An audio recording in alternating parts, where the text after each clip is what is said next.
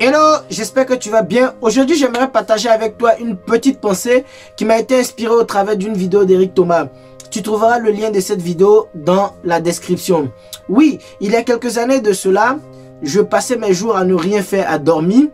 Et je me reposais, sauf que je ne le méritais pas. En fait, je pense que le repos est pour les gens qui travaillent.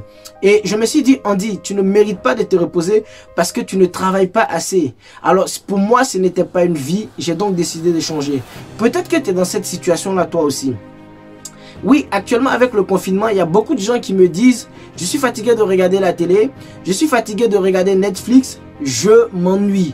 Et je dis à ces personnes-là, le fait de t'ennuyer ne veut pas dire que tu n'as pas d'activité. Le fait de t'ennuyer veut dire que tu n'as pas de but ou de passion. Tu dois avoir un but précis et des passions.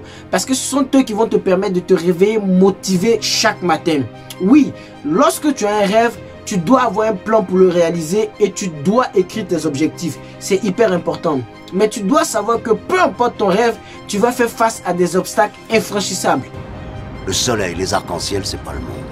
Il y a de vraies tempêtes, de lourdes épreuves, aussi grand et fort que tu sois, la vie te mettra à genoux. Gandhi a déclaré, chaque réalisation, grande ou petite, connaît ses périodes de corvée, un triomphe, un début, un combat et une victoire. Quand tu voudras réaliser ton rêve, tu vas faire face à tellement d'opposition que cela peut t'emmener à douter de toi-même. Mais si tes buts et tes passions sont plus puissants et plus grands que ces oppositions-là, alors tu vas triompher. Oui, si tu les surmontes, c'est sûr qu'un jour, tu pourras t'asseoir en présence des rois. C'est la passion de Lionel Messi qui l'a aidé à repousser les limites de son problème de croissance.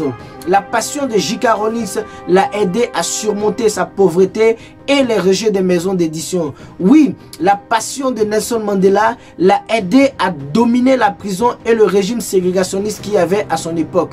C'est la passion de Stephen Hawking qui l'a aidé, malgré la paralysie de ses membres, à devenir un des esprits les plus brillants de l'histoire. Toutes ces personnes avaient un but bien précis et l'ont matérialisé. Partons du principe que tu as écrit tes buts et tes passions. Oui, tu vas devoir aller plus loin que ça parce que le chemin de la réalisation est tellement long et pénible. Alors ce que tu dois faire, c'est que tu dois visualiser ce but-là. Tu dois visualiser ces passions. Tu dois visualiser ces rêves et les rendre vivants dans ton cœur. Est-ce que tu connais le goût et l'odeur de l'objectif que tu veux atteindre? Est-ce que tu sais à quoi ressemble exactement l'entreprise que tu veux monter? Est-ce que tu sais à quoi ressemble exactement l'association que tu veux bâtir? Est-ce que tu sais à quoi ressemble exactement le couple que tu veux créer? Tu dois savoir exactement ce que tu veux et quand est-ce que tu le veux. Si ce n'est pas encore le cas, profite de ce moment où tu t'ennuies pour déterminer ton but dans la vie et pour découvrir tes passions. Surtout, améliore tes compétences chaque jour. Certains leaders naissent en temps de crise. Peut-être que le moment que nous traversons est ton moment, est le temps où tu dois être révélé au monde entier. Alors, tu veux réaliser ton rêve, lève-toi et travaille chaque jour dans ce sens. Et voilà, nous sommes à la fin de cette vidéo. J'espère que tu l'as appréciée. Si c'est le cas, n'hésite pas à la liker, à la commenter et à la partager avec tes proches. Pour ne pas manquer mes prochaines vidéos, n'hésite pas à t'abonner sur ma chaîne YouTube et à cliquer sur la cloche pour être averti à chaque fois que je publie une nouvelle vidéo sur YouTube. Allez, ciao, ciao. Spartiate! Quel est votre métier?